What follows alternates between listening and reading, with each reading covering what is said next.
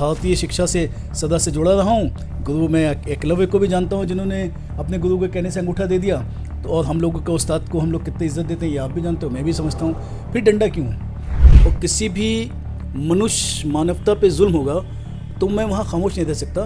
मैं उस जुल्म के खिलाफ संघर्ष आज भी कर रहा हूँ, पहले भी किया और आगे भी करता रहूँगा। लेकिन सड़क से संसद तक जितनी भी सक्रियता समाजवादी पार्टी दिखाती है, सड़क से विधानसभा तक जितनी भी सक्रियता समाजवादी पार्टी दिखाती है, उत्तर प्रदेश में कोई दूसरा दल नहीं दिखाता है। सड़कों पे आंदोलन करने से अगर न्याय मिलता होता तो लालू प्रसाद यादव जी इतनी साल जेल में रहे, उनका बेटा बिहार की सड़कों को भीड़ से भर देता। इस पर आपने भी विरोध दर्ज किया है। मैंने जिस चीज़ आपने विरोध दर्ज किया है, आप एक बैनर को लेके आपने मीडिया को बयान दिया था कि सभी नेताओं के फोटो हैं, आजम खां का फोटो क्यों नहीं? बिल्कुल। तो कहीं ना कहीं समाजवादी पार्टी से या तो भूल हुई है या भूल गए या जानबूझ के उन्हें नजरअंदाज किया जा रहा है। बिल्कुल, ये सवाल मैंने उठाया था और आज भी मेरा सवाल है। और रही बात समाजवादी पार्टी सिर्फ मुस्लिमों की राजनीति करती है, ऐसा नहीं है। हमारे यहाँ ठाकुर, हमारे यहाँ ब्राह्मण, हमारे यहाँ पिछड़े, हमारे यहाँ दलित, सब लोग बड़े बड़े पदों पर हैं, सब राजनीति।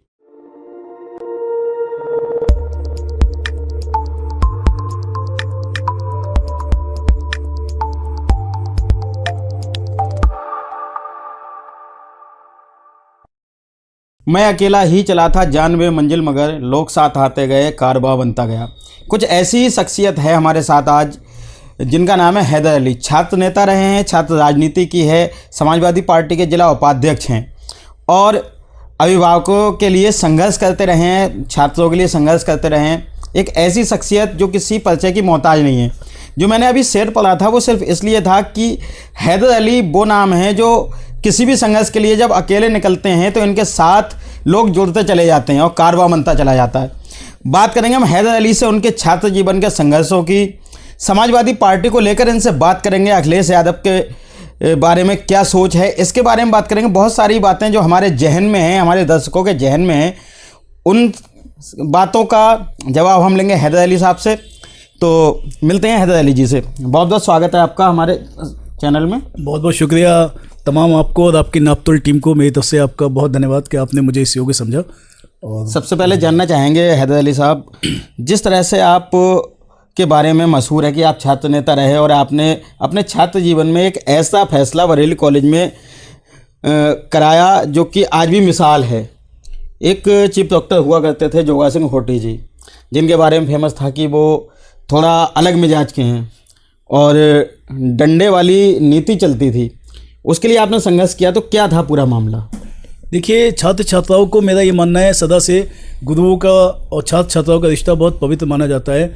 हमारे यहाँ मज़हब में अगर आप देखें तो उस्ताद का दर्जा माँ बाप के बाद बहुत बड़ा माना गया है। और इसी तरीके से हमारा भी यही मानना था कि उस्तादों को प्यार से कह देंगे, आँख तरेर के कह देंगे तो हम उनके हुक्म को मानेंगे। अब उसमें डंडा कहाँ से आ गया था, ये थोड़ा सा मेरे लिए उस वक्त चौंकाने वाला सवाल था। स्टूडेंट था, चूँकि भारतीय शिक्षा से सदा से जुड़ा रहा हूँ। गुरु मैं एकलव्य को भी जानता हूँ, जिन्होंने अपने गुरु के कहने से अंगूठा दे दिया। तो और हम लोगों के उस्ताद को हम लोग कितनी इज्जत देते हैं ये आप भी जानते हो, मैं भी समझता हूँ। फिर डंडा क्यों? तो इसके लिए हम लोगों ने आंदोलन किया, बड़ी लड़ाई लड़ी थी। तो डीएम साहब उस समय के तत्कालीन और एडीएम साहब थे मंजुल कुमार जोशी जी, इन लोगों ने हमारी और कॉलेज प्रशासन की मीटिंग की, जिसमें मैंने यही सवाल किया। वो बोले मैं अपनी सुरक्षा के लिए डंडाधारी लेकर चलता हूँ, स्वर्गीय जोगा सिंह जी। तो मैंने कहा साहब इनको आप गार्ड दे दीजिए, इनको अगर अपने बच्चों से इतना डर लगता है तो आप इन्हें गन उपलब्ध करा दीजिए ताकि बच्चों से डरना छोड़ नहीं है। तो इस बात पे ज़िला प्रशासन के दोनों जिलाधिकारी जी ने भी, नाम में ध्यान नहीं आ रहा है, और आदरणीय मंजुल कुमार जोशी जी ने भी फ़ौरन ये कहा बात तो स्टूडेंट की सही है, ये आपको अपने बच्चों से डर लग रहा है तो हम आपको गना दे देते हैं। तो उसी दिन से उन्होंने ये वहाँ निर्णय लिया कि अब डंडा नीति कॉलेज में बंद होगी। जिस तरह से छात्र जीवन में बहुत सारी चीज़ें होती हैं, तो आपने छात्रों के लिए संघर्ष किए हैं, तो क्या संघर्ष रहे आपके छात्र जीवन में? उसके बाद आप जिला स्तर की राजनीति कर रहे हैं समाजवादी पार्टी से, तो जानना चाहेंगे जो छात्र जीवन में संघर्ष रहे उसके बारे में थोड़ा सा रोशनी डालें। एक संघर्ष नहीं है, अनेकों संघर्ष हैं। और संघर्ष की मैं एक छोटी सी अपनी आपको डेफिनेशन दे देता हूँ। जहाँ पर मैं मौजूद होऊंगा और किसी भी मनुष्य मानवता पे जुल्म होगा तो मैं वहाँ खामोश नहीं रह सकता। मैं उस जुल्म के खिलाफ संघर्ष आज भी कर रहा हूँ, पहले भी किया और आगे भी करता रहूँगा। तो जब जहाँ जुल्म हुआ वहाँ मैंने संघर्ष किया और उसको किताब में हम कलमबंद नहीं कर सकते। और मैं गिनाने बैठूँगा तो बहुत सारे आंदोलन हैं, लेकिन ये मान के चलिए मेरा हर आंदोलन जुल्म के खिलाफ है। अच्छा, छात्र जीवन में छात्र राजनीति एक अट्रैक्टिव पार्ट होता है छात्रों के लिए। छात्र राजनीति में हर छात्र आना चाहता है, लेकिन कुछ ही छात्र सक्सेस होते हैं। तो जो छात्र आना चाहते हैं छात्र राजनीति में, उन्हें क्या करना चाहिए, क्या सुझाव देंगे हैदर अली? जब भी आप अपनी बात उठाएं, संविधान के दायरे में उठाएं।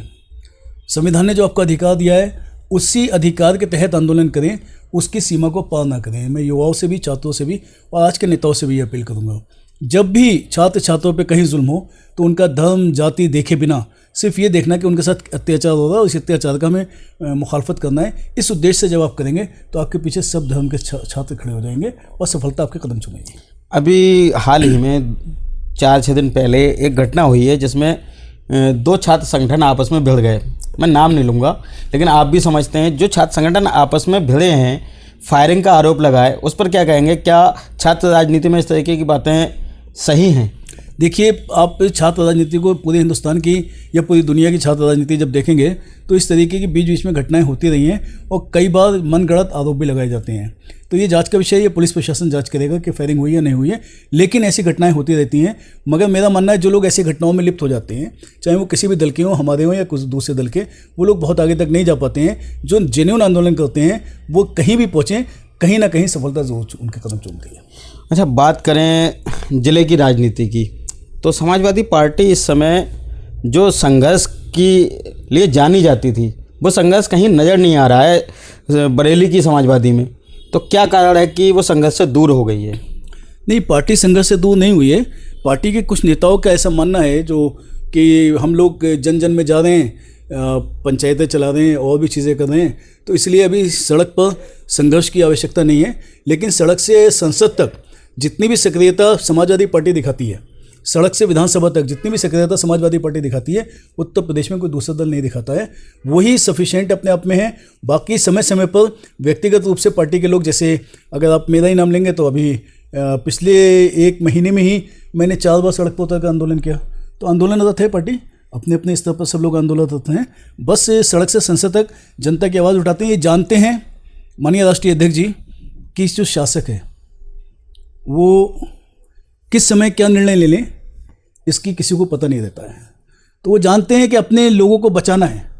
हमारे लोगों पर कब वो गोली चलवा दें, कब वो जेल भिजवा दें, उस परिस्थितियों से बचने के लिए हम लोग सड़क पर बहुत उग्र आंदोलन नहीं कर रहे हैं, बहुत तेज़ी से आंदोलन नहीं कर रहे हैं। ये बात मैं स्वीकार करता हूँ, लेकिन उसका भी सिर्फ एक ही उद्देश्य है। माननीय राष्ट्रीय अध्यक्ष जी अपने हर कार्यकर्ता से बहुत प्यार करते हैं, वो किसी भी कार्यकर्ता को राजनीति की बलि नहीं चढ़ा सकते। जब राष्ट्रीय अध्यक्ष की बात आई है तो एक सवाल जहन में आता है कि कुंभ चल रहा है।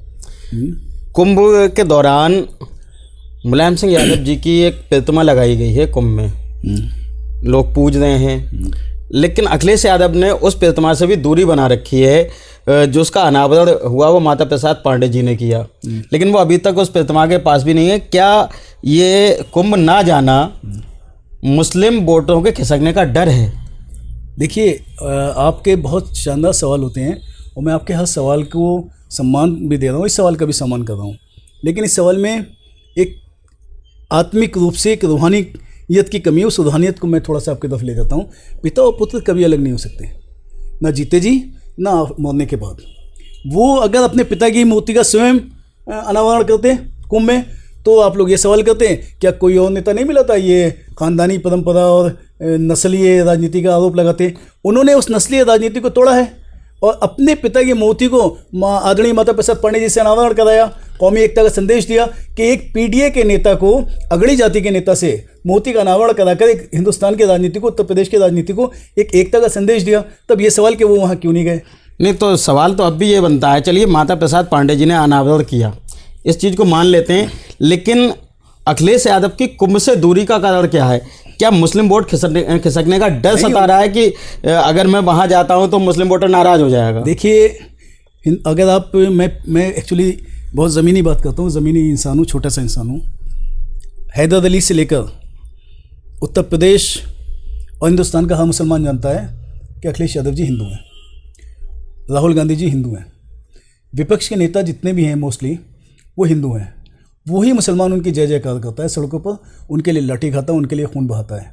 तो मुसलमान कभी इन बातों को बुरा नहीं मानता कि कौन कुंभ नहाया कौन कुंभ नहीं नहाया। मुसलमान सिर्फ ये चाहता है कि उसके सम्मान की लड़ाई कौन लड़ रहा है, उसके हक की लड़ाई कौन लड़ रहा है। कुंभ जाने से मुसलमान कभी नाराज़ नहीं होगा, या कुंभ नहाने से अभी। और ये भी नहीं है, आपको मैं सूचना दे दूं, माननीय राष्ट्रीय अध्यक्ष जी ने बाकायदा स्नान किया है, उनके फोटोग्राफ चल रहे हैं और उन्होंने स्नान किया। इस बात से हमें कोई ना, हम इस बात से कोई खुशी मना सकते, ना हम इस बात की कोई गम मना सकते। नहीं, जो आपने स्नान वाली बात कही है, वो जिस दिन कुंभ का उद्घाटन हुआ है उस दिन वो देहरादून में थे और देहरादून में उन्होंने स्नान किया है। तो कुंभ से दूरी और गंगा से जो करीबीपन दिखा रहे हैं वो, उसमें अलग अलग चीज़ें हैं।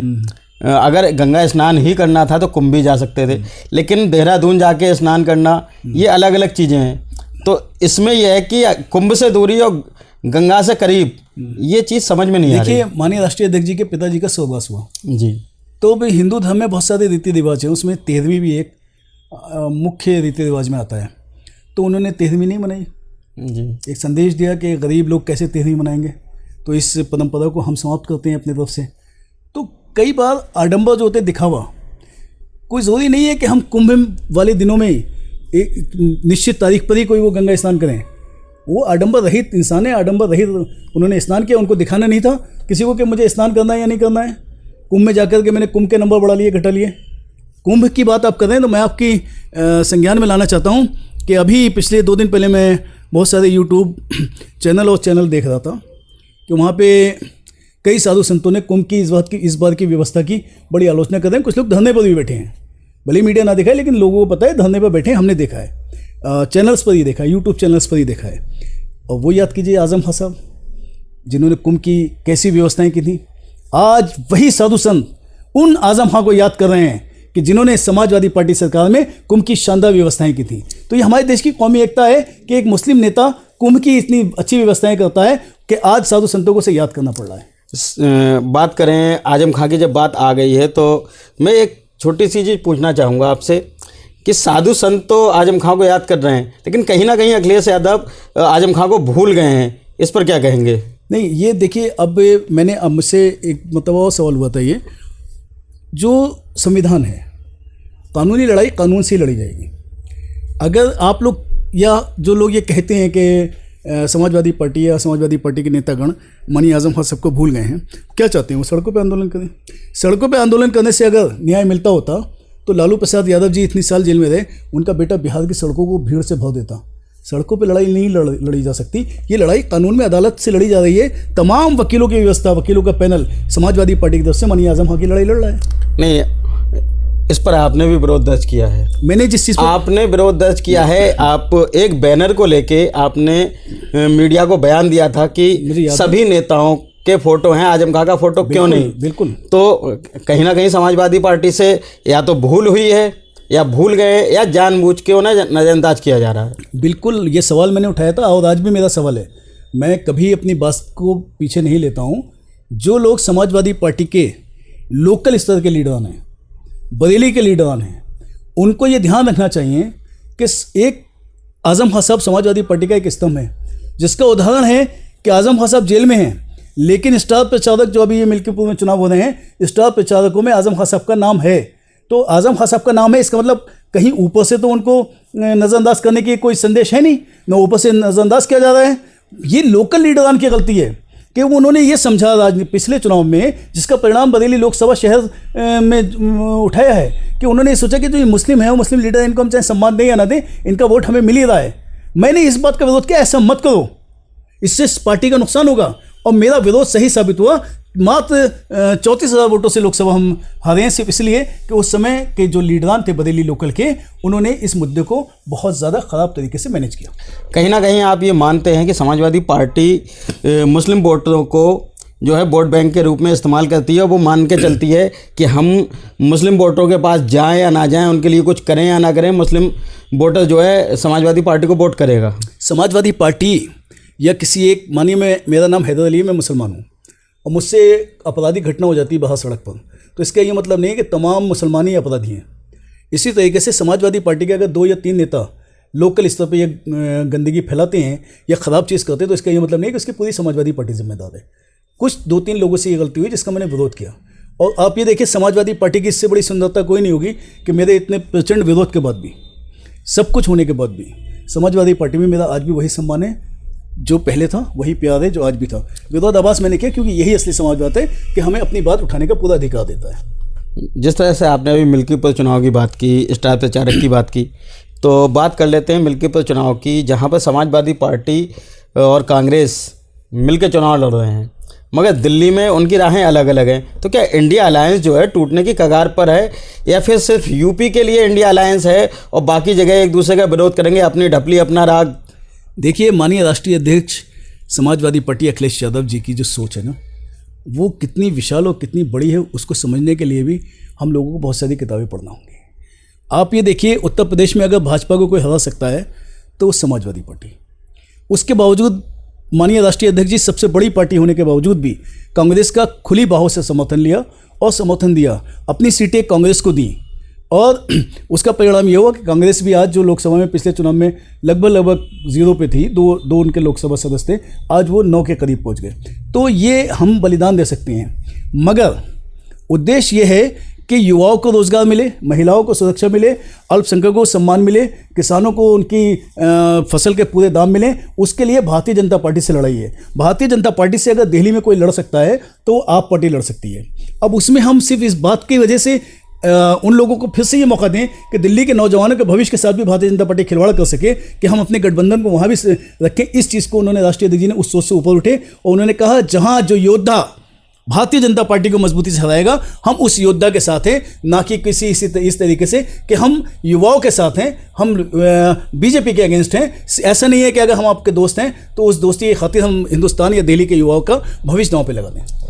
तो इसका मतलब ये है, ये मान के चलें कि समाजवादी पार्टी जो पहले से विकास के मुद्दों पर राजनीति करती थी, उसकी जगह वो सिर्फ बीजेपी का विरोध करके ही राजनीति करना चाहती है। जहां बीजेपी को हराने की बात होगी, चाहे वो कोई भी दल हो, अपने गठबंधन को छोड़ के किसी भी दल के साथ चली जाएगी। शायद मैं या तो पूरी बात अपनी कह नहीं पाया, या जो मैंने शब्द कहे उनको आपने समझा नहीं या सुना नहीं। मैंने कहा विकास की राजनीति, युवाओं के रोजगार की समस्या, बेरोजगारी की समस्या, लेकिन आपने ये भी तो कहा महिलाओं का सम्मान, आप इनके लिए कौन कहाँ लड़ रहा है? मानिए आपके इस चैम्बर में सिर्फ विकास की बात मैं कर रहा हूँ, तो आपका समर्थन मुझे मिलना चाहिए ना। तो दिल्ली में अगर विकास की बात कोई कर रहा है, जो दिखा रहा है युवाओं के भविष्य को कोई बचा रहा है, शिक्षा के लिए केजरीवाल ने जो काम किए हैं, स्वास्थ्य के लिए जो केजरीवाल ने काम किए हैं, उस पर भारतीय जनता पार्टी के लोग कुंडली मारकर जहर ना फैलाएं, इससे बचने के लिए समाजवादी पार्टी वहाँ आपको समर्थन दे रही है। राहुल गांधी लगातार वहाँ रैलियाँ कर रहे हैं, राहुल गांधी लगातार मोहल्लों में जाके विकास की जगह विनाश बता रहे हैं। कई जगह उन्होंने दिखाई हैं कि यहाँ पर विकास नहीं विनाश हुआ है। यमुना की सफाई को लेकर भी सवाल उठाए जा रहे हैं। तो आप ये कैसे कह सकते हैं कि सारा विकास आम आदमी पार्टी ने ही कराया? वो अपने पूर्व मुख्यमंत्री शीला दीक्षित के विकास को ही बता रहे हैं कि जो विकास शीला दीक्षित ने कराया, उसके अलावा दिल्ली में कोई विकास नहीं हुआ है। तो एक ही अलायंस की पार्टियां अलग अलग तरीके से चीज़ों को बता रही हैं, उस पर क्या कहेंगे? सत्य को प्रमाण की आवश्यकता नहीं होती है।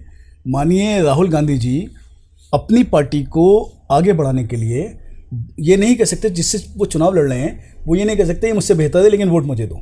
उन्हें ये बताना होगा कि हमने जो कार्य पीछे किए थे स्वर्गीय शीला दीक्षित जी के समय में, मैं खुद शीला दीक्षित जी को विकास की, दिल्ली की माता के रूप में मानता हूँ। मैंने जब उनका स्वर्गवास हुआ तो मैंने लिखा था कि आज दिल्ली की माँ चलेगी, दिल्ली के विकास की माँ चलेगी। निश्चित रूप से उन्होंने बहुत बड़ा विकास किया था, तो अपने उस विकास को याद दिलाना है, क्योंकि उन्हें अपनी पार्टी को बढ़ाना है, जिताना है। मगर हम क्या देख रहे हैं? हम देख रहे हैं स्वास्थ्य को सबसे आगे अगर किसी ने रखा है तो आप पार्टी ने रखा है, शिक्षा को अगर किसी ने रखा है तो आप पार्टी ने रखा है, और वहाँ पे राहुल जी उन्हें नहीं हरा सकते हैं भारतीय जनता पार्टी को, इसलिए वो हम लोग आपके साथ चले गए। अगर राहुल जी उनको हरा सकते होते तो आज हम राहुल जी के साथ खड़े होते। अच्छा, फ्री की जो घोषणाएं होती हैं, लगातार फ्री की घोषणाएं, उनसे आप क्या समझते हैं? हैदर अली पर्सनल तौर पे क्या मानते हैं जिस तरह से ये घोषणाएं होती हैं? क्या ये जनता के साथ अन्याय नहीं है कि उन्हें स्किल डेवलपमेंट जो उनका होना चाहिए वो नहीं हो पा रहा है?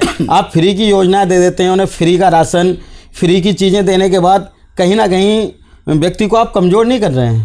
देखिए, एक तरफ चल रहा है फ्री का राशन, जो अभी आपने खुद कहा जी, वो पूरे परिवार को इम्पैक्ट कर रहा है कि परिवार का मुखिया काम ना करे, हम फिर भी उसको राशन दे देंगे। और एक तरफ जो फ्री दिल्ली में अरविंद केजरीवाल जी ने किया है, तो ये क्या कि महिलाओं को हम किराया माफ़ कर देंगे, जो वहाँ की लोकल बसों में होता है। तो एक तो महिलाओं को सुविधा देना होगा, एक रेवड़ी बांटना हो गई, कि काम मत करो फिर भी खाना देंगे। तो आप अंदाज़ा लगा लीजिए कि सुविधा में और फ्री के रूढ़ियों में कितना अंतर है, ये इसी बात से सीखा जाता समाजवादी पार्टी मुस्लिम समाज की बात करती है। अरविंद केजरीवाल ने जो इमामों को मानदेय मिल रहा था या दक्षिणा कह लीजिए, कुछ भी कह लीजिए, वो बंद कर दिया बीजेपी के विरोध के बाद। लेकिन अब लगातार वो ये घोषणा कर रहे हैं कि पुजारियों को दक्षिणा देंगे, ग्रंथियों को दक्षिणा देंगे, लेकिन इमामों के मुद्दे पर अभी भी खामोश हैं। तो समाजवादी पार्टी मुस्लिमों की बात करती है, तो इमामों के जो मानदेय की बात है उस पर खामोश क्यों? बिल्कुल आपकी बात, आपका सवाल जेन्युइन है, लेकिन आप ये समझ लीजिए कि जो इमामों का मानदेय होता है वो कभी भी किसी गवर्नमेंट की किसी भी नीति पर निर्भर नहीं करता है। इमामों का मानदेय सदा उस मस्जिद जिस मोहल्ले में होती है उसके मुसलमान देते हैं। और मैं खुद इस बात का समर्थक हूँ, जैसे हज की सब्सिडी के नाम पर हमारा कितना अपमान होता था कि हज हम कराते हैं, सब्सिडी ख़त्म कर दी, उसके बाद भी हाजियों की संख्या बढ़ी है। तो इसी तरीके से जितने भी इमामों की तनख्वाह कम हो जाए, लेकिन इमामत कभी कमज़ोर नहीं होगी, इमामत वैसे ही चलेगी जैसे चलती आई है। और रही बात समाजवादी पार्टी सिर्फ मुस्लिमों की राजनीति करती है, ऐसा नहीं है। हमारे यहाँ ठाकुर, हमारे यहाँ ब्राह्मण, हमारे यहाँ पिछड़े, हमारे यहाँ दलित, सब लोग बड़े पदों पर हैं, सब राजनीति हो रही है। मैंने ये नहीं कहा कि सिर्फ मुस्लिमों की राजनीति करती, मैंने कहा कि मुस्लिम राजनीति की बात करती है, मुस्लिमों के समर्थन की बात करती है, तब इमामों के मानदेय पर खामोश क्यों? मैंने बता दिया आपको कि इमामों के मानदेय हम लोगों के लिए इतना बड़ा मुद्दा नहीं है, क्योंकि अल्लाह ने हम लोगों को इतनी कुव्वत दी है कि हम अपने इमामों को इज्जत और तनख्वाह दे सकते हैं। लौटते हैं हम कुंभ पर, आइए। जो कि स्वागत आपका। राजू दास एक महंत हैं, उन्होंने बयान दिया और ट्वीट किया कि जो भी कुंभ में आए और आपके संस्थापक हैं जो मुलायम सिंह जी, उनके लिए अभद्र टिप्पणी की, लगातार उसके लिए विरोध प्रदर्शन हो रहे हैं, लगातार उनके लिए बोला जा रहा है। अखिलेश यादव ने तो ट्वीट भी किया है कि जिसकी संगति जैसी वैसे ही हो जाता है। महंत भी जो हैं उनके खिलाफ हैं। लेकिन जिस तरह से अन्य ज़िलों में सपा संस्थापक के लिए लोग विरोध प्रदर्शन कर रहे हैं, FIR की बात भी कही जा रही है, बरेली में ये संघर्ष देखने को क्यों नहीं मिल रहा है? ये इसका जवाब देने के लिए मैं अधिकृत नहीं हूँ कि बरेली में प्रदर्शन क्यों नहीं हो रहा है। इसका जवाब देने के लिए यहाँ पे जो लोकल बॉडी के संगठन के वरिष्ठ पदाधिकारी वो देना चाहिए। रही बात राजू महंत दास की, तो चूँकि वो महंत हैं, तो महंत की एक गरिमा होती है, उन्होंने उस गरिमा को धूल दर्शित किया है अपने शब्दों से, अपनी अभद्र भाषा से। तो उन्होंने अपना सम्मान कम किया है, नेताजी का सम्मान कम नहीं किया। जिस तरह से लगातार समाजवादी पार्टी इस तरह से बयानबाजी कर रही है, तो कहीं ना कहीं महंत समाज के नाराज़ होने का डर नहीं है? नहीं, महंत क्या बयानबाजी की, बयानबाजी तो महंत ने की, उसका जवाब जनता ने, आप देखिए सोशल मीडिया पे उनके लिए दिया। हालांकि मेरा ये मानना है किसी भी धार्मिक व्यक्ति के अगेंस्ट में और किसी भी संवैधानिक संस्था पे जो व्यक्ति बैठा हो उसके लिए अवैध भाषा का प्रयोग नहीं करना चाहिए। लेकिन जनता में इतना उबाल है कि वो महंत की जो एक गरिमा उस तक कोई याद नहीं रख रही, कारण क्योंकि महंत ने अपनी गरिमा को स्वयं याद नहीं रखा। ठीक है, बहुत बहुत शुक्रिया हमारे साथ। आपका भी बहुत बहुत शुक्रिया। तो ये थे हमारे साथ सैयद हैदर अली साहब, जो कि अपने विचारों को रख रहे थे। कई मुद्दों पर हमारी इनसे बात हुई और सारे मुद्दों पर इन्होंने खुल के बात की। तो लगातार ताज़ा अपडेट के लिए बने रहिए नापतोल न्यूज़ के साथ। मैं हसीन दानिश, बरेली।